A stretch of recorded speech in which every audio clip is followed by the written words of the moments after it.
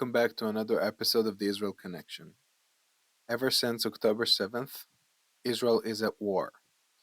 Things are unclear, very vague, and it is become increasingly more and more difficult to cover everything that's happening, but we're still going to do our best to provide that with this episode. Here we go. Hello, everyone. Good morning.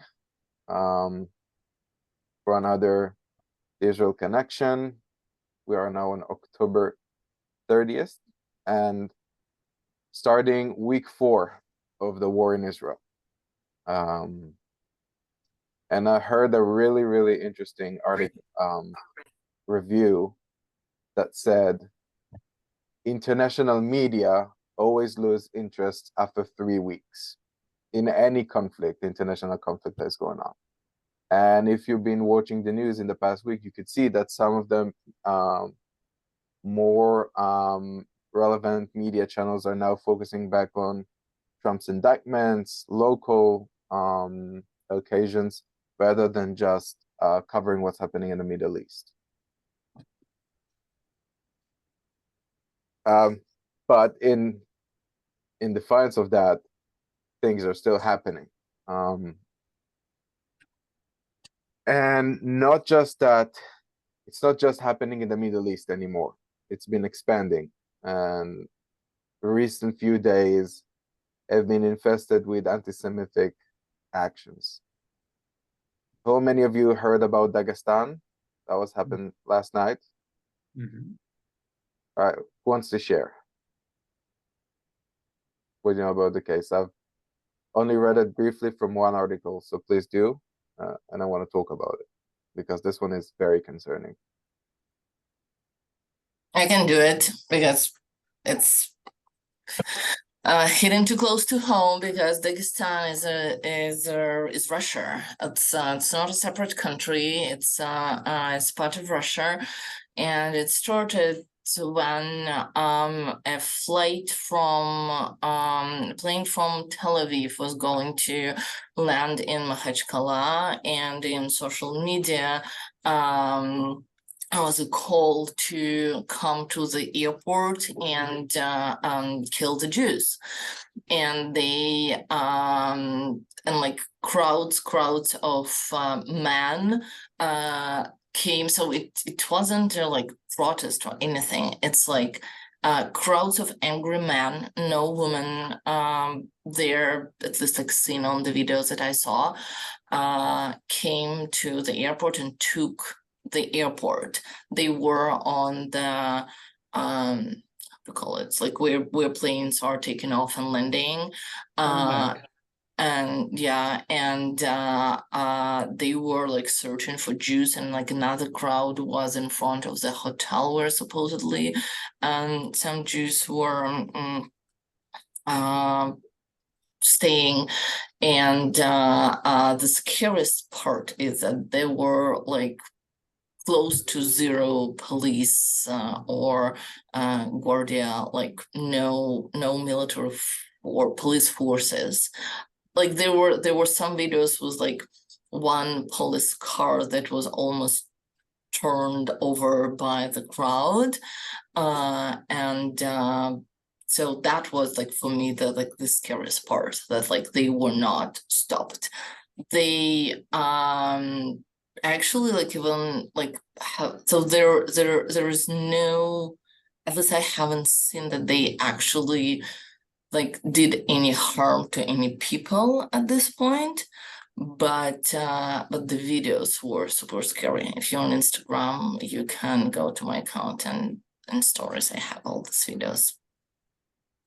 Yeah, this is a lynching attempt. This is nothing but a lynching attempt. This is a pogrom. We're familiar with this. And we're circling back right into anti-Semitism, starting with anti-Zionism, then anti-Israel actions, followed back into anti-Semitism and anti-Semitic actions, specifically hate crimes against Jews. And this is not the only incidents. I don't know if you've been keeping up with colleges as well. George Mason, George Washington universities, and one of the campuses in New York. Is it Cornell. perfect? Yeah. All of those are incidents of now Jewish students being chased on campus by protesters. Yeah, go ahead, Paula. Cornell. Yeah. As well. The Brooklyn Bridge was closed yesterday in New York City because of two factions, the Jews and pro-Palestinians. So I heard on the news they had to close the bridge. That's how tense it was. And in addition to that, I think it was either yesterday or just throughout the weekend, there was a huge pro-Palestine protest in London with 500,000 people participating and trying to offend people who identify with Israel during that protest. and it's scary. It's scary. It's all too familiar for us. We know exactly how this folds, how this goes. And it just is. I don't feel safe. I mean, relatively, this is safe, right? I'm at the JCC, there's security. I have security instructions from the Jewish Agency of what to do and what not to do. For instance, I'm not allowed to go into campuses unless there's armed guards there because of that situation, because I am identified with Israel as an Israeli Shaliach.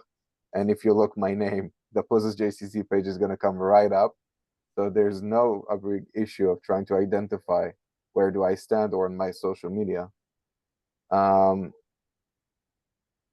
But this is intimidating. This is intimidating. This is scary. And, you know, it's getting worse because we both feel, right? It's not like the passing 3 weeks wasn't hard enough as it is, that now with an added value, there's also such an extreme rise of anti-Semitism, led by indoctrination of hatred, which we are all too familiar with as well. We know what happened in Nazi Germany. We know what happened with extreme Islam when it involved with indoctrination of hatred. And we just see as it goes. This does not mean that all Muslims hate Jews. This does not mean that all Christians hate Jews and that all men are bad. But indoctrination of hate creates that, and it's us to face it. Yeah, go ahead, Phyllis. Yeah, I was going to say that the other thing is that we have people in Congress also that are anti-Israeli and are making a lot of noise about funding Israel and stuff like that. That's definitely not helping. Yeah. Tlaib especially, and Marjorie Taylor Greene, and some others. So that definitely doesn't help. But one thing that I have a concern about, and I don't know whether we want to get into it or not, and that's fine if people don't want to discuss it, but I know the Palestinians are collateral damage, and I know that is Hamas's fault, and I'm not saying that, it's not. Although I am very concerned about the number of Palestinians that are supposedly being killed. We do not know the numbers because I don't believe Hamas Ministry of Health, no matter what they say. However, but I am concerned about what seems to be the wholesale destruction of the city of Gaza. And, I understand why Israel's doing it, why they need to do it, why we have to get rid of Hamas, but I am still very upset about what's happening to the population in Gaza. So I don't know if anybody else wants to chime in, but just thought I'd bring that up because it's been bothering me. Yeah. Okay, So- Phyllis. Okay, Phyllis, and should I raise my hand or? Just go ahead. Yes. yes, yes, we ought to be. Yeah, I just wish that we could have the Jewish groups and the Israeli groups in various areas across the country. I wish there could be a dialogue because emotions, when someone has family, someone who lives in the States who has Israeli family members who live in Israel, somebody in the United States who has Palestinians who live in the Gaza Strip. These are innocent people. I wish we could have a dialogue with them, but emotions are just too high. Emotions are just too high. I just wish we could have some type of dialogue with the Palestinians. Say yes, we we want to do everything to provide humanitarian aid, get you out of Gaza, and have everyone's lives just go on. It's just too. How do we do that? I don't have the answer to any of your questions, but I can give my own personal opinion. Regarding starting dialogues between Israelis and Palestinians, that's not the time. Emotions are too high. People are still burying their dead. And this is just going to spark a conflict. I can say from a personal perspective, and a lot of Israelis, we don't feel as bad as we should be for the Palestinians right now because we are still hurt by the situation. That does not mean we don't care. It means that in a dialogue, it's not going to provide a good resolution right now. And this is how we feel. That does not mean that dialogues between Israelis and Palestinians shouldn't happen. That's the only thing that can eventually resolve in peace, eventually. Right now, that's not going to help. We think that poking with each other is going to resolve everything. Right now, this is not the case. Regarding to talking with Israelis as Jewish Americans, 100% yes. And if you're willing to host one of those sessions in your house, I'll be jumping on that offer because we are trying to do so. We've started a forum that you can sign into to host one of those meetings because getting Israelis and Jewish Americans together is the first step here of us coming together as a community to support one another. Because we both feel hurt right now and we both need support right now. Whether it's your concern about anti-Semitism, about what's happening in Israel, or both. Security comes very well with support. And that is definitely something that we're gonna spearhead and trying to arrange as many of those as possible in the community. With the Palestinians, Phyllis, I feel just as you. We had a really interesting Zoom last weekend with Ministry of Foreign Affairs for the Shlichim. And they said very plainly that humanitarian aid and humanitarian aid supports are being inserted into Gaza after being thoroughly checked that it goes to citizens and not to Hamas. It is happening. Whether that's a good solution to the suffering which exists right now, no. And I don't know what's the good solution because getting rid of Hamas is the only way possible to reduce the suffering of Palestinians in Gaza.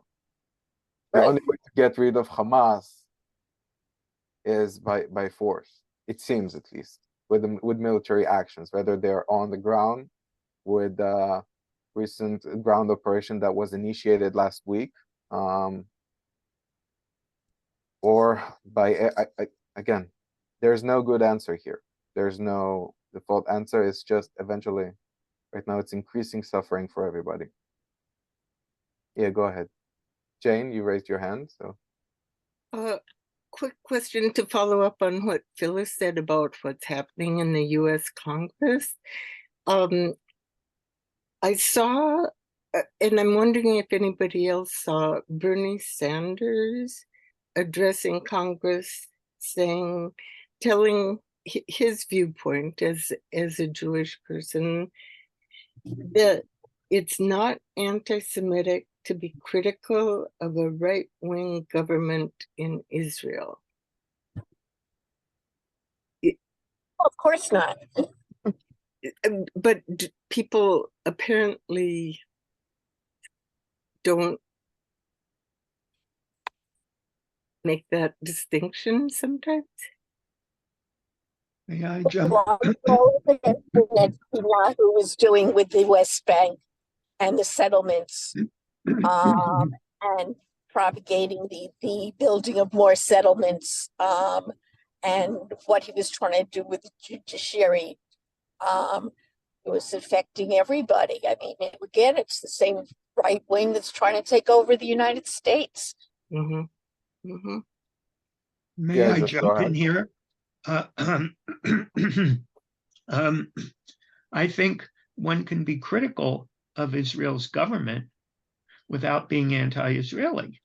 There are plenty of Jews in the United States who are Zionist, but don't like the current Israeli government. They have their own preferences as to which parties they would like to see in charge. They're not happy with settlements. At the same time, to pick up on a point that you said, Dean, timing matters.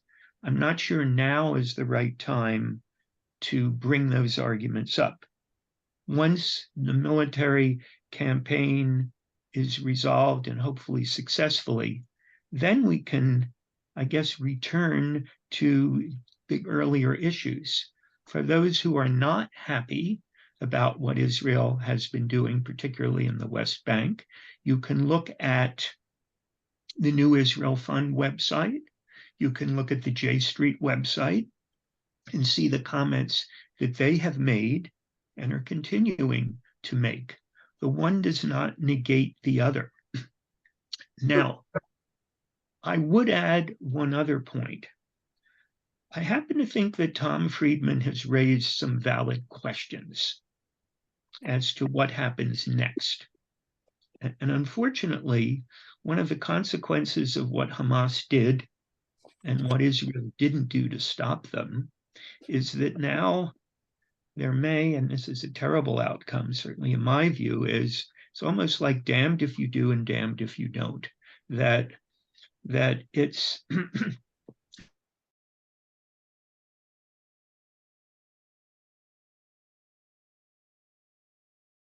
than before. And part of this is, and this is something that's always bothered me,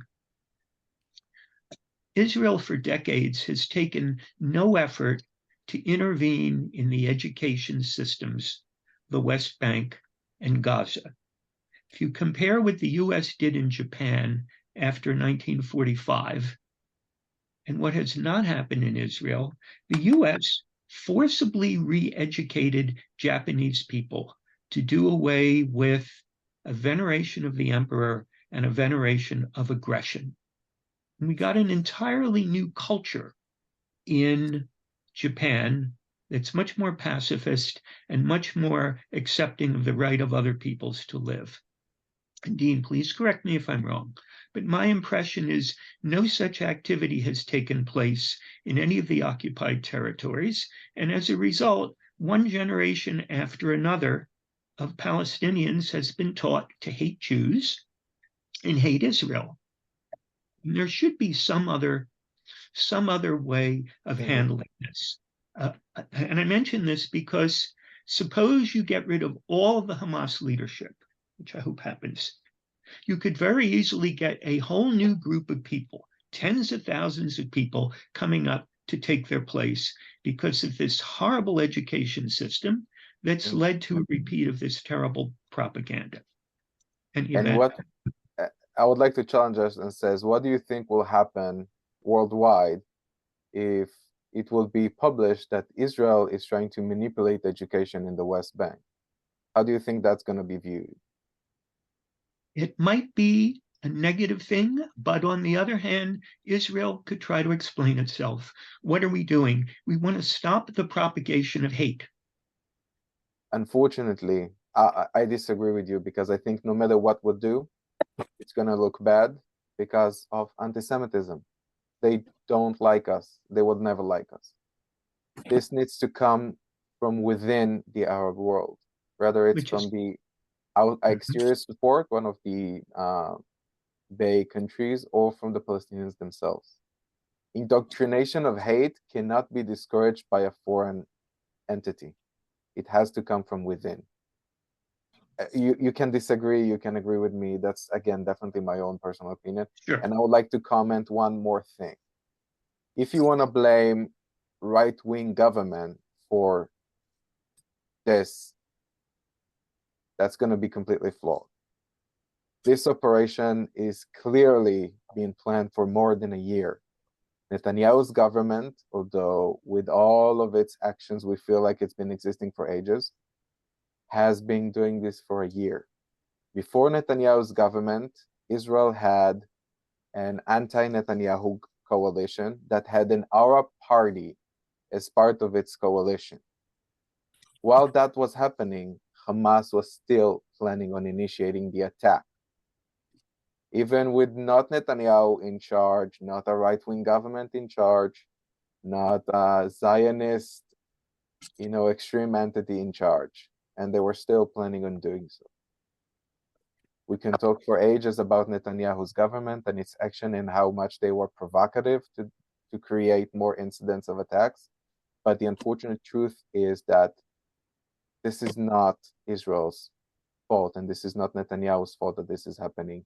They have made disregards from the threats. They may drop the ball on security concerns raisings, but this action was planned and was executed to kill Jews no matter who is in charge, whether they're right-wing or left-wing, to destroy any chance of peace, to destroy any chance of shared society initiatives that are happening around Gaza Strip, and to destroy any chance of reaching an agreement with Saudi Arabia as well. I agree with you on all of that.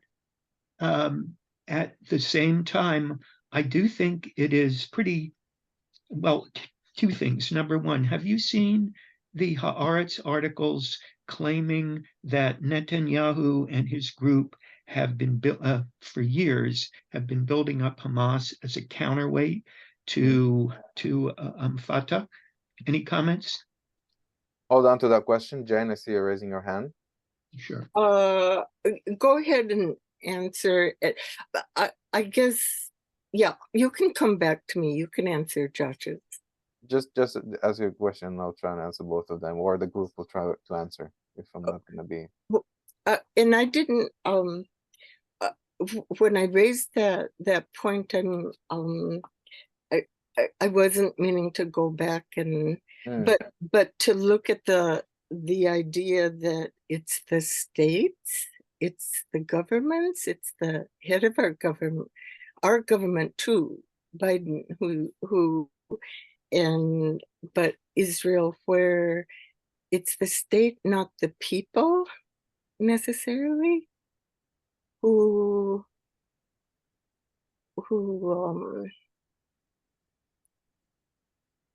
so that if for example there's a desire for peace, the people can't do it. The states have to take that action, or a ceasefire, for example. Okay. So to your question first, Haaretz, as good as they are of reporting, are always going to be very left-wing biased and anti-Netanyahu biased from the majority of their reviews. But this is not completely correct, and this is not completely wrong. This is just a different perspective of the same situation. All right. Netanyahu governments, in plural, have always approached the Palestinian Authority as this neutral enemy. The Palestinian Authority in the West Bank supports family of terrorists, fund family of terrorists, and glorify terrorists as heroes. They do. At the same time, the Palestinian Authority also has cooperations with Israel on arresting security threats and arresting people who are planning an attack. And this type of collaboration and kind of like love-hatred relationship has been going on for years between Israel and the Palestinian Authority. That's the West Bank. In Gaza, there was never a Palestinian Authority kind of like admission towards it. Ever since Israel has disengaged from Gaza, Gaza citizens has elected Hamas to be its government. And ever since Hamas has been governing Gaza, with no actual democratic values being implemented. Hamas has been taking control over Gaza and automatically diverting all resources to generate more terror, to create weapons, to create missiles, with whatever needs possible. That's that Gaza, and it's been doing that. If you want to say that Netanyahu's governments, in plural, in the past 20 years has been disregarding Hamas or trying to neutralize it instead of disarming it, we could argue forever. I, as a resident of the South, will agree that Hamas has been left out here and just continue to grow. We all feel that way now. But in the West Bank, whenever you're decreasing the power of the Palestinian Authority, you're automatically creating a vacuum. And that vacuum can never be remained. It's always going to be filled with someone else filling those gaps. That could be Hamas, that could be Fatah, that could be Ashraf, that could be Jihad, that could be Hezbollah. Each one of those terror groups has syndicates in the West Bank, specifically the refugee camps, Jenin, Balata. Those are infested with terror, and every time you're decreasing the Palestinian Authority, even with a little bit of resources, something else is going to rise. And this has been the situation. Every time Israel has initiated an operation in either West Bank or Gaza, it was automatically eventually blocked by international pressure, saying Israel needs to stop kill innocent Palestinians, even if it was an action on terror. And it's because terror syndicates know to implement all of their infrastructure in civilian society, meaning you cannot really destroy terror without casualties, because that's their point. And whenever you're killing casualties in the West Bank, you're decreasing the Palestinian Authority's legitimization, because you're saying that they're cooperating with someone who's trying to kill their own people. So I would argue that it's not Netanyahu's government that it's been decreasing the Palestinian Authority legitimization or increasing Hamas ability.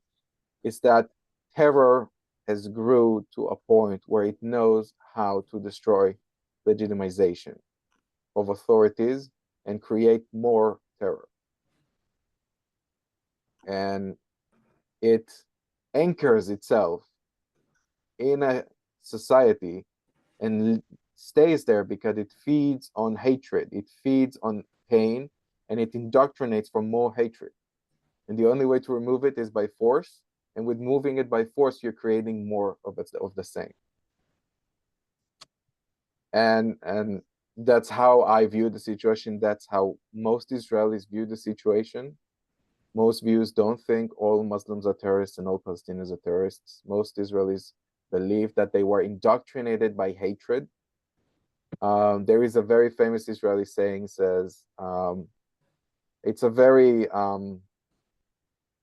a not politically correct one, but it says, the day that the Arabs will learn to love their children more than they hate us, there will be peace. That's going to be translated with today's terms into whenever we're going to able to stop indoctrination of hatred to be more common than the will of education, we will have a partner. Because Israelis will take peace anytime, even now. We're in pain, we're hurt, we want revenge, but we still believe in good. And that's why you don't see Israelis or Jewish people chasing Palestinians in the streets of everywhere on the world demanding revenge, but you see the other way around. And that's the real enemy here. It's extreme Islam and it's indoctrination of hate. You can always blame the government for not doing the right thing. That's probably going to be right. I worked for, as I say in every Zoom till we have this one started, I worked for an organization whose job was to criticize the government. I'm on you with every action you'll take, and we can find flaws in it, 100%. But you cannot blame Israel for this. No matter what we do, we cannot be blamed for that. And this is a strong stance we have to make. This is not our fault. No, and I'm not suggesting that. No, No. I wasn't trying Yeah. to answer as it was just a suggestion. I was just, Okay. yeah, go ahead, Paula. Just 1 second. Just 1 second. I messed this up. Anyway, can you hear me? Yes, go ahead. All right. I don't know what I did here, and I don't want to lose my thought. I liked what Josh Green said a couple of minutes ago about Japan. And do we, meaning Jews, wait 100 more years to see change? Okay, 1941, the Japanese Pearl Harbor. So it's 80 odd years, and now America and Japan are allies. How much longer is it going to take before the Jews and the Arabs will live in peace? Do we need a whole 2, 3 more generations? I mean, America locked up Japanese in the internment camps during the war, When is it going to change? 400 years of slavery. Supposedly the world is better now, which it's not, but that's okay. How long will it take? Anybody has the answer to that?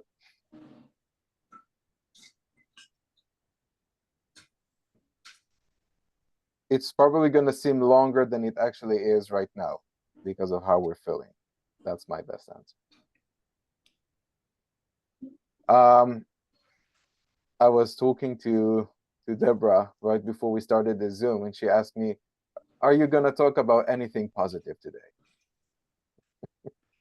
So I gave her the task with trying to find something positive to talk about. I don't know if you succeeded or not, but I have something that is maybe slightly encouraging. But you can go ahead first if you have something. If you don't, that's perfectly fine. No, the only thing I was telling Dean that, you know, I wanted something positive. I'd seen on Facebook there was something about a bike ride going on. And so I've looked online, and apparently there were either 1 or 2 bike rides. There was something called the ALYN Hospital Bike Ride that was supposed to be a 4-day event. Because of the war, it was sort of canceled, but a number of people decided to ride it anyway and try and raise money for this hospital, and also just to show their support for Israel by doing the bike ride. So a number of people have posted stories about the bike ride that they took this past weekend, and I thought that was a hopeful sign. Thank you. I have a few as well. The first one is Friday at Lincoln Memorial. The family of the hostages, led by the organization called Bring Them Back, which is the headquarters for the family of the hostages, did an amazing event on the Lincoln Memorial with an empty Shabbat table for all of the hostages demanding their return. The encouraging part is that so many people came. The support was incredible. And in addition to that, apparently one of their organizers is a dear friend of mine. I haven't even known about it. I haven't seen him in a year. And all of a sudden we're meeting in the Lincoln Memorial's field. He said that right before they came in, they spoke in Congress. And they had immense support, bipartisan support from Congress members and Senate members from all sides regarding the return of the hostages. And that gives me comfort, and Kamala Harris as well, the vice president. All of them support with 100% the goal of bringing back all of the hostages safely and without a scratch. And this gives me a bit of pride, because this type of nonpartisan support is so not to be taken for granted right now.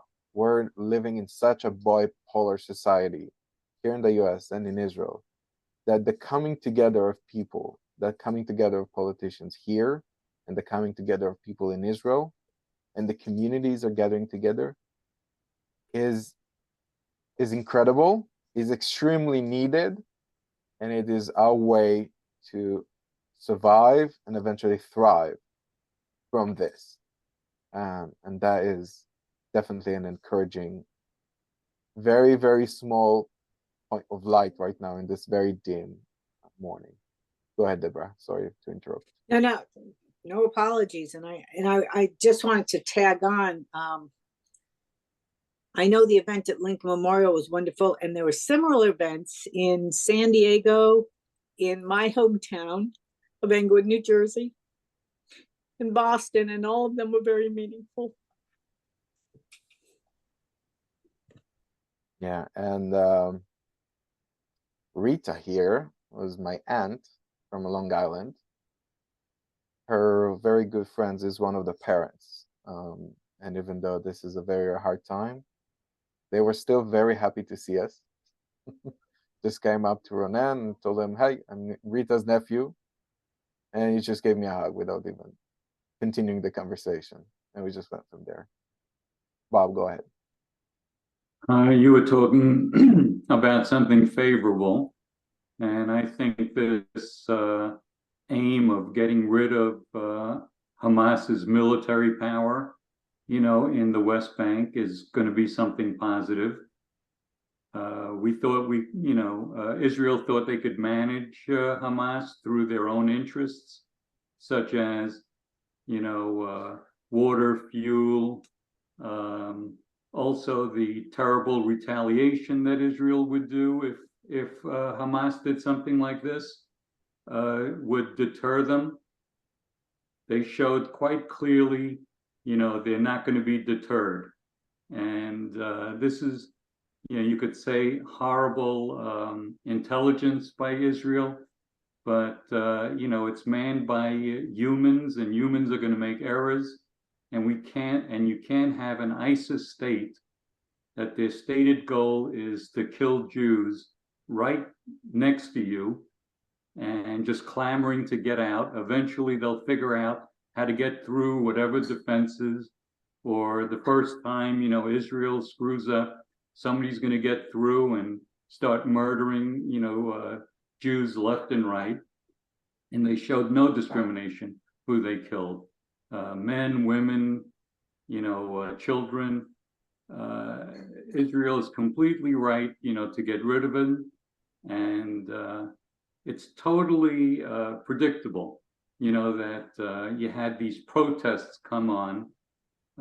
They can't wait for an incident such as, the bombing of the hospital, which turned out to be their own missile doing it, but just a matter of time. They don't really care. It's just a propaganda.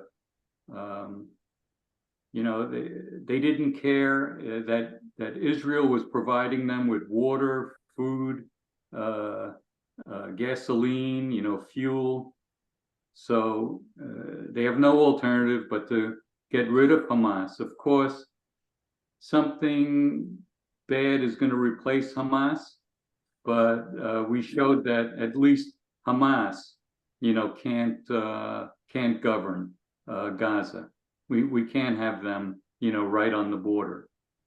So that's something favorable, even though it's sparked a whole protest around the world, which was very predictable.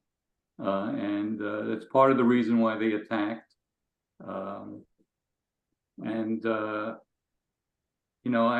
I feel that also the misinformation, that's gone around is incredible. And part of it is people are just not that informed or don't really care to be informed. I was at a diner. I heard somebody explaining to the other people, why Israel is in an apartheid state. because in South Africa, they didn't give Black people, the vote. And so in Israel, they don't give their Muslim citizens the vote, completely untrue. But this is the misinformation that, gets spread around, that, Israel is treating their Muslim population, like South Africa used to treat, their Black and non-white population. Yeah.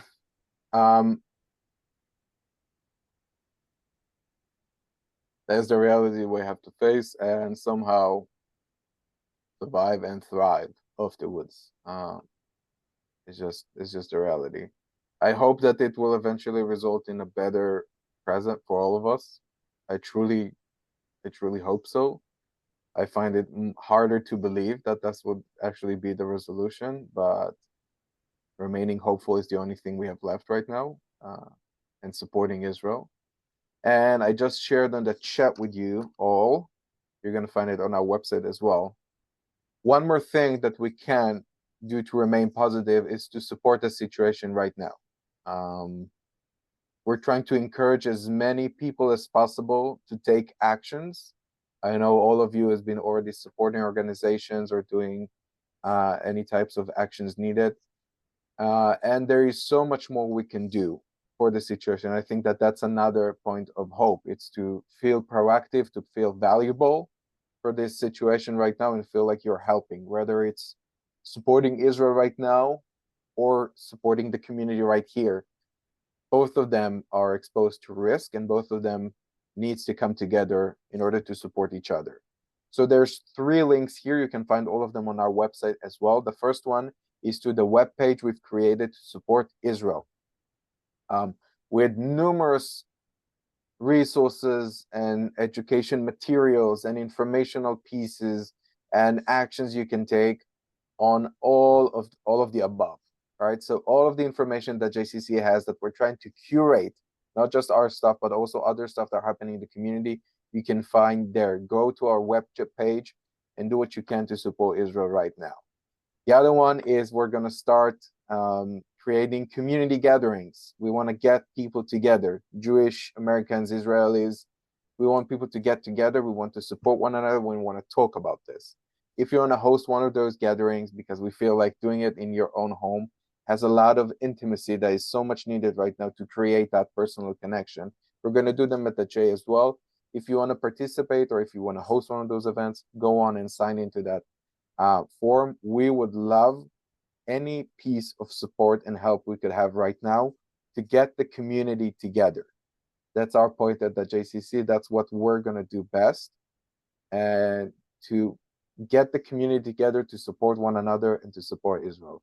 And the last one, we know that international pressure is crucial. International pressure is very affected by social media. Go ahead, and the last link is for filming a video of yourself, explaining what is your connection to community, your connection to Israel, and how you're affected by the situation. What do you do to help? We want to align Israel with a familiar face. We want to show how much we in the community here are connected to Israel, how are we affected by the situation, and how can we help? And as many faces as possible as you could have helps. This is our way of supporting Israel. This is our way at the JCC of doing whatever we can do best to help with the situation. And this is what I do to remain hopeful. Do whatever I can to support the situation and be proactive helps me cope better with this. And we can use all the help we can get. We have to remain hopeful and we have to remain optimistic that things will get better. And we have to be proactive and not just hope that they will be better, but to work for that. So thank you all for participating in today's discussion. Am Israel Chai. I've been resulting any program I had for the past 3 weeks with that saying. And it is a crucial saying right now. The people of Israel live, the Jewish people lives. And I'm happy to see you all.